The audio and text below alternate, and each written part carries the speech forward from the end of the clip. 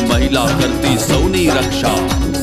ભ્રૂણ હત્યાને બંધ કરીને શક્તિનું ગુજરાત બને રે. કિસાન વિકસે, વંચિત વિકસે, સૌની સાથે સૌ કોઈ વિકસે. વિકાસ દિવસ રાત, આ છે ગતિશીલ ગુજરાત. આ છે જોરદાર રજૂઆત, આ છે ગતિશીલ ગુજરાત, આ છે મહેનતની અવિરાત, આ છે ગતિશીલ ગુજરાત.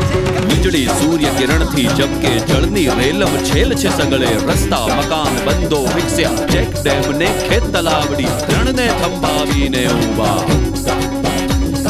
શિક્ષણમાં અગ્રેસર સૌથી, ટેકનોલોજીમાં અવ્વલ નંબર. આધુનિકતાથી ઝળકે છે ભૂમિ આરળિયાત. આ છે ગતિશીલ ગુજરાત, આ છે ગતિશીલ ગુજરાત.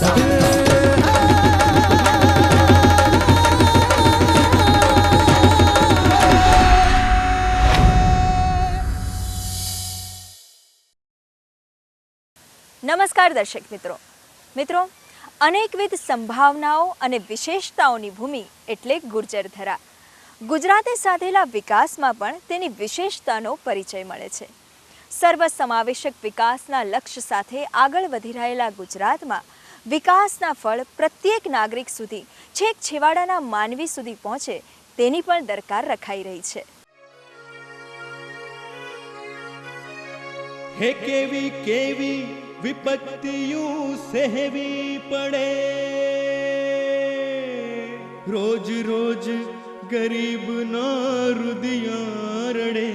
કોણ દુખિયા જનોના દુખડા હરે, આખડીમાં દયાના આંસુ ભરે. હે કેવી કીર્તારે એની કસોટી કરી. ગાંધીજીએ જેમને છેવાડાના માણસ તરીકે ઓળખાવ્યા, એવા ગરીબોના જીવનમાં સુખ સુવિધાના અજવાળા ફેલાવવા માટે ગરીબ કલ્યાણ મેળા ઉત્તમ માધ્યમ બની રહ્યા છે. હે મેળે મેળે ગરીબ કલ્યાણ મેળે હાલો તમે. ગરીબ કલ્યાણ મેળે હાલો તમે. હે મળવા જોવે તેવા અહીં લાભો મળે. મળવા જોવે તેવા અહીં લાભો મળે. હે ગરીબ કલ્યાણ મેળે હાલો તમે.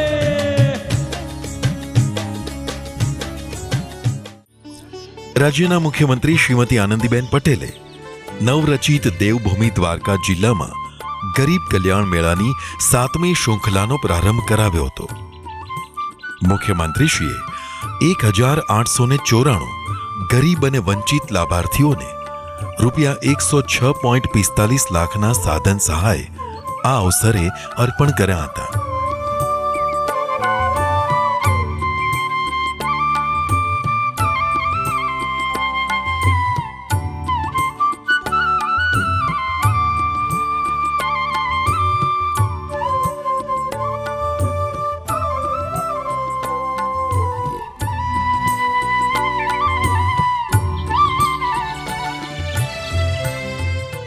પૂરા રાજ્યની અંદર આ ગરીબ કલ્યાણ મેળાઓનું આયોજન થયું અને આ ગરીબ કલ્યાણ મેળાની અંદર જ્યારે આ મેળો પૂર્ણ થશે ત્યારે 10,000 કરોડ રૂપિયા આપણે તમારા હાથની અંદર મૂક્યા છે મિત્રો.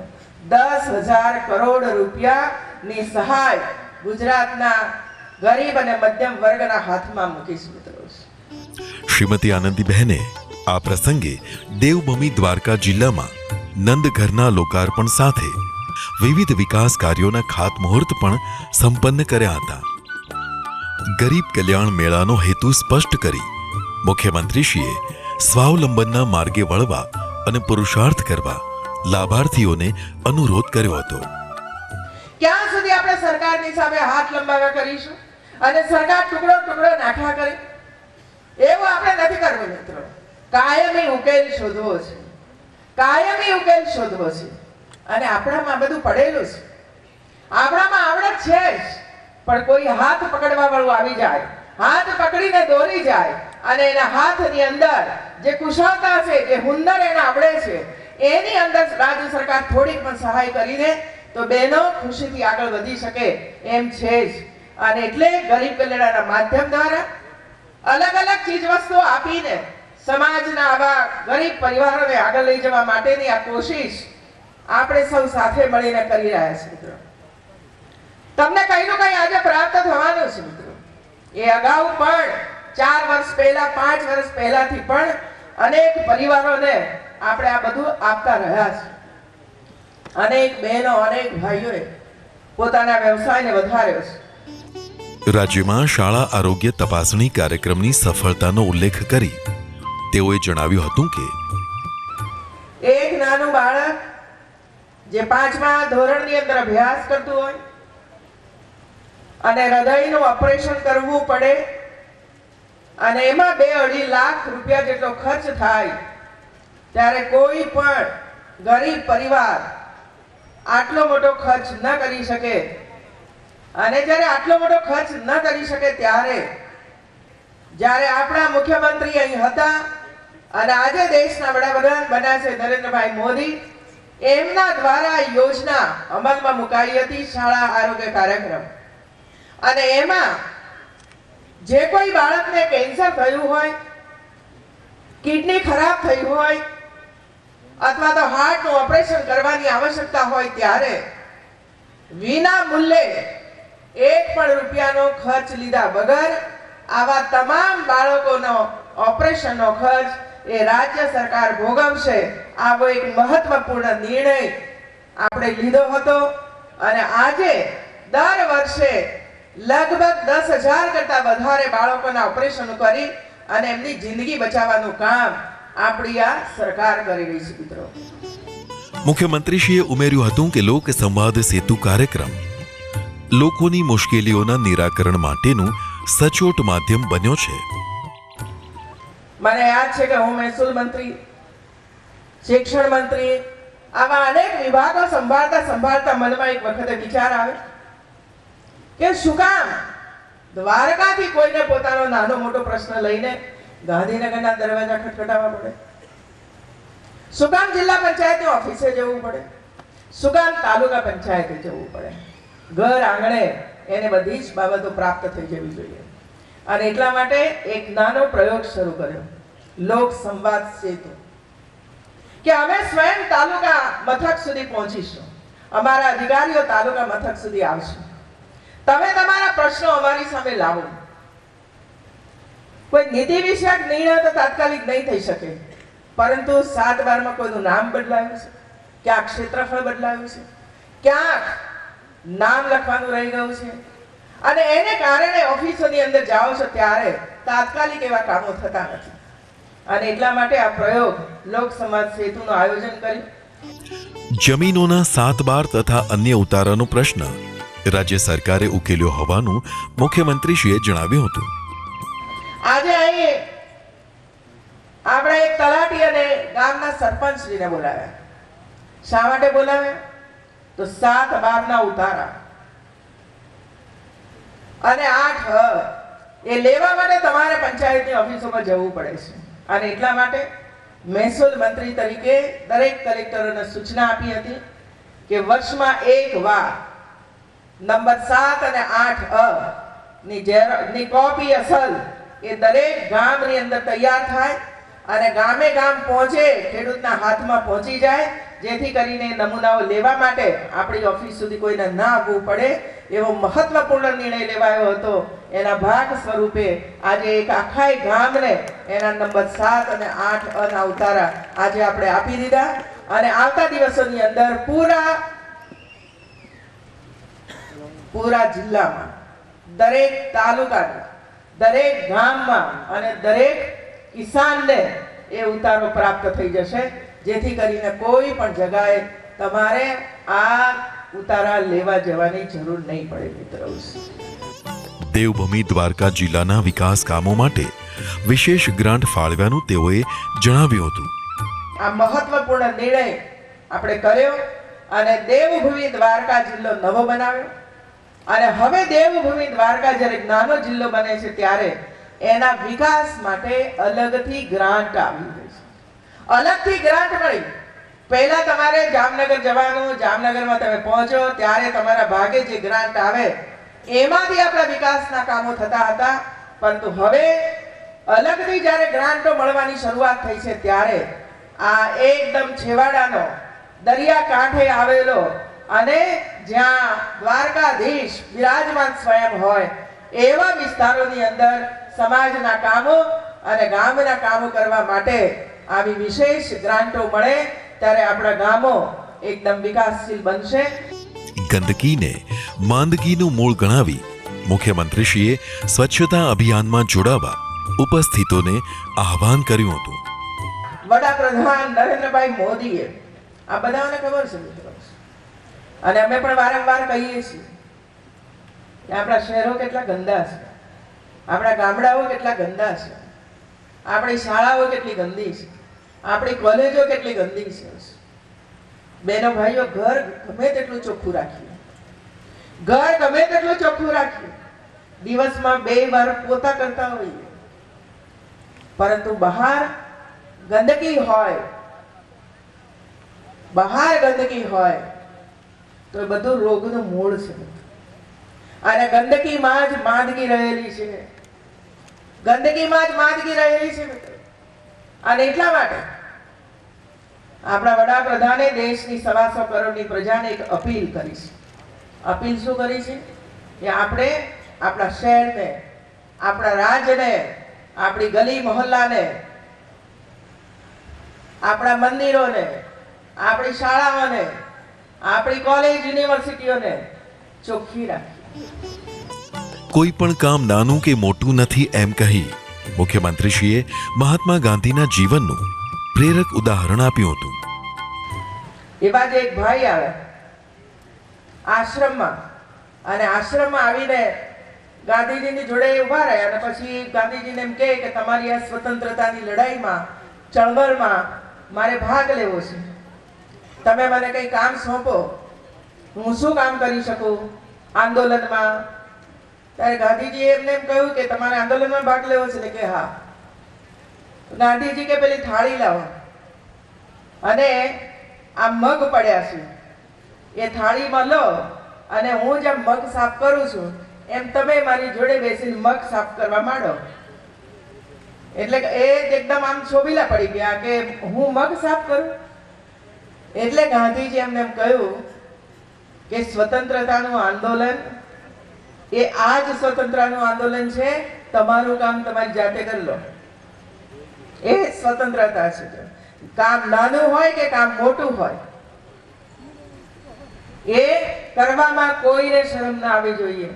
આ સાફ કરવું એ પણ સ્વતંત્રતા જ છે.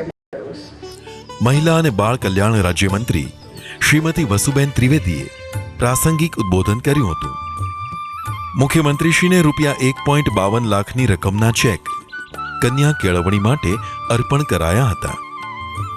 વાહન વ્યવહાર નિગમના ચેરમેન શ્રી BH ઘોડાસરા, ધારાસભ્ય શ્રી પબુભા માણેક તથા જિલ્લાના પદાધિકારીઓ, અધિકારીઓ અને લાભાર્થીઓ તથા નગરજનો મોટી સંખ્યામાં ઉપસ્થિત રહ્યા હતા. મિત્રો, આપણા ગરવા ગુજરાતની વિકાસની અને પ્રગતિની વધુ કેટલીક વાતો કરીએ એક નાનકડા બ્રેક પછી. गुजरात की आंखों का तारा है सापुतारा. इस हिल स्टेशन पर बात करने के लिए कोई नहीं है बादलों के सिवा.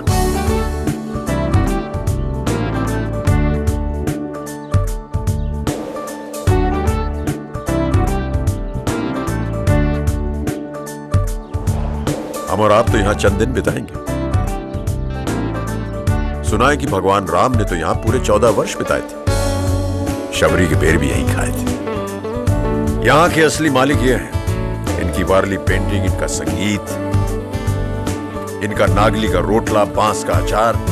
कह रहे हैं खाओगे नहीं तो जाने नहीं देंगे. सापुतारा, यहाँ खुशबू है आदिम संस्कृति की, इंसान और प्रकृति के तालमेल की. यहाँ खुशबू है गुजरात की. अरे कब तक बैठे रहेंगे आप सीमेंट के मकान में? कुछ दिन तो गुजारो गुजरात में. મિત્રો, કલા, કસબ કે સાહિત્ય જેવા સાંસ્કૃતિક ગરિમાના ક્ષેત્ર હોય કે વિજ્ઞાન અને શોધ સંશોધનનું ક્ષેત્ર હોય, ગુજરાત તેની પ્રતિભાનો પરિચય સતત કરાવતું રહે છે. ચાલો મિત્રો, જોઈ લઈએ કેટલાક ગરવા પ્રેરક પ્રસંગોની એક ઝલક. મહિલા સશક્તિકરણ અને માતૃ કલ્યાણ ક્ષેત્રે નૂતન આયામો અપનાવીને નવી યોજનાઓ અમલમાં મૂકીને ગુજરાત અન્ય રાજ્યો માટે પથદર્શક બની રહ્યું છે. રાજ્યના મુખ્યમંત્રી શ્રીમતી આનંદીબેન પટેલે ફિક્કી લેડીઝ વિંગની અમદાવાદ ચેપ્ટરની 150 જેટલી સભ્ય બહેનો સાથે ગાંધીનગરમાં વિશેષ વાર્તાલાપ કર્યો હતો. आप लोगों ने इधर एक प्रेजेंटेशन किया, आप क्या क्या काम पूरे देश में और विदेश में करते रहते हो और महिलाओं को कैसे आप मदद करते हो, ये सब मुझे दिखाया. मैं आप सबको धन्यवाद देती हूँ कि एक करके काम करते रहेंगे तो सभी काम इकट्ठा हो जाएगा, तो वो फायदा महिलाओं को होने वाला है. इसीलिए आप जो काम कर रहे हो वो यशस्वी काम है और इसमें करते रहो. મહિલાઓ માટે વિશેષ ઉજ્જવળ તકો વિષય પરના આ વાર્તાલાપને સંબોધતા મુખ્યમંત્રીશ્રીએ રાજ્ય સરકારની સેવાઓમાં 33% મહિલાઓ માટે આરક્ષિત રાખવાની ભૂમિકા સમજાવી હતી. તેઓએ રાજ્યના બજેટમાં પ્રથમવાર જેન્ડર બજેટનો પ્રયોગ થયો હોવાનું ઉમેર્યું હતું. जो नया बजट अभी जुलाई में पास हुआ, इसमें हम लोगों ने जेंडर बजट रखा. पहले भी था, लेकिन हर एक डिपार्टमेंट अपने अपने तरीके से अपने अपने डिपार्टमेंट में महिलाओं के लिए ऐसी योजनाएं बनाते थे. लेकिन जो योजनाएं बनाने के बाद उसका इम्प्लीमेंटेशन होना चाहिए वो नहीं होता था, वो कम होता था. तो हम लोगों ने तय कर लिया कि भाई अलग से जेंडर बजट बनाए और अलग से होगा तो उसका जो हम लोगों ने लक्ष्यांक तय किया है तो इतना करना ही है, तो लक्ष्यांक पूरा होने के लिए वो अधिकारी वहां काम करेगा, वैसे काम नहीं करेगा. तो हम लोगों ने ये जेंडर बजट रखा. મુખ્યમંત્રીશ્રીએ આગામી વાયબ્રન્ટ ગુજરાત ગ્લોબલ સમિટ 2015નો ઉલ્લેખ કરી કહ્યું હતું કે अभी वर्कशॉप हो रही है और 45 नवंबर के बाद नवंबर में और दिसंबर में 45 वर्कशॉप होने वाली है. इसमें यदि आप चाहते हो तो एक वर्कशॉप महिलाओं के लिए हम करेंगे. बस इसमें क्या रखना है क्या नहीं रखना है, किसके बारे में सोचना है, ये सब मुझे बता देना. हमारे अधिकारियों को हम बोलेंगे तो आपके लिए भी कहीं न कहीं प्रबंध हो जाएगा.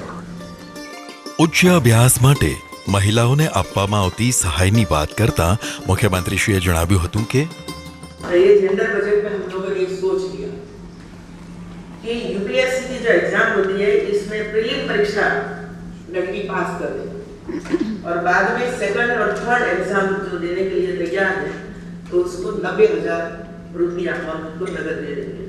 90,000 तैयारी करने के लिए. और लड़का होगा, लड़की होगी तो 90,000 और लड़का होगा तो 75,000 देंगे, कम देंगे. क्योंकि लड़का है उनको तो सब लोग पढ़ाते हैं, माँ बाप को पढ़ाते हैं, बाहर से पैसे लाकर भी पढ़ाते हैं, लोन लेकर भी पढ़ाते हैं.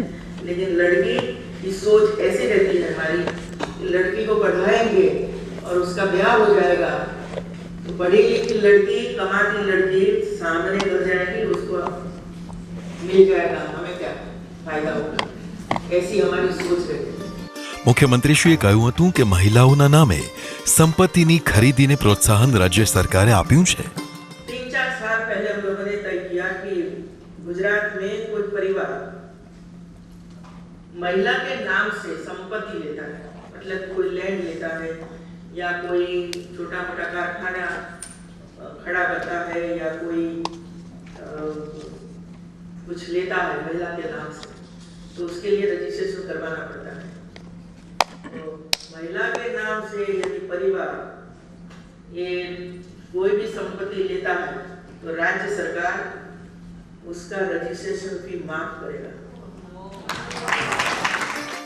ફિક્કી લેડીઝ વિંગની મહિલાઓએ પોતાની લાગણી વ્યક્ત કરી હતી. મુખ્યમંત્રીશ્રીની સાથે બહેનોએ વિવિધ વિષયો પર પ્રશ્નોત્તરી કરી હતી. મહિલા બાળ કલ્યાણ રાજ્યમંત્રી શ્રીમતી વસુબેન ત્રિવેદીએ પ્રાસંગિક પ્રવચન કર્યું હતું. ફિક્કીના પદાધિકારીઓ તથા સુરત વડોદરાના પ્રતિનિધિ બહેનો ઉપસ્થિત રહ્યા હતા. વિશ્વભરના ઉદ્યોગ જૂથો અને વ્યાપાર જગતના નિષ્ણાતો માટે ગુજરાત હવે પસંદગીનું પ્રથમ સ્થળ બની રહ્યું છે.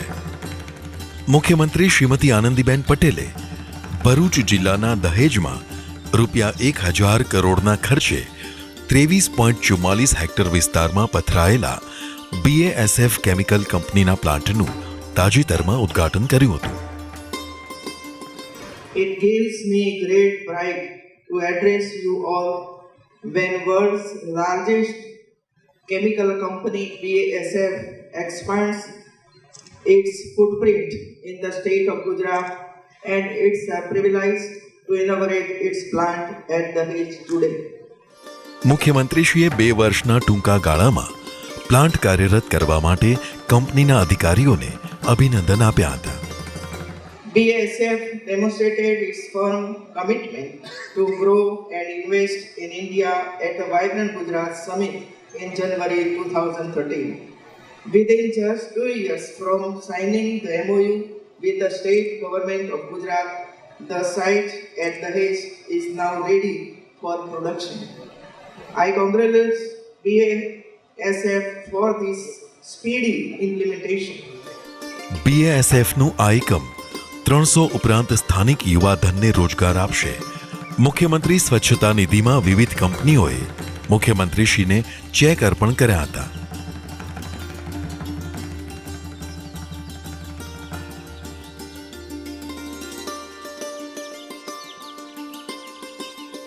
BASF કંપનીના ઉચ્ચ અધિકારીઓ, ધારાસભ્યો, પદાધિકારીઓ તથા અધિકારીઓ ઉપસ્થિત રહ્યા હતા. મુખ્યમંત્રી શ્રીમતી આનંદીબેન પટેલે માહિતી ખાતા દ્વારા તૈયાર કરાયેલા ગુજરાત દીપોત્સવી 2070 અંકનું લોકાર્પણ કર્યું હતું. તેમણે જણાવ્યું હતું કે ગુજરાતની ભવ્ય સાંસ્કૃતિક વિરાસતનું જતન અને સંવર્ધન કરવાની આપણા સૌની સહિયારી જવાબદારી છે. ગુજરાત દીપોત્સવી 2014ના અંકમાં ગુજરાતના પ્રસિદ્ધ સાહિત્યકારો, પ્રબુદ્ધ સર્જકો, અભ્યાસુઓ અને તસવીરકારોએ તેમની કલમ અને તસવીર કલાની પ્રસાદી આપી છે.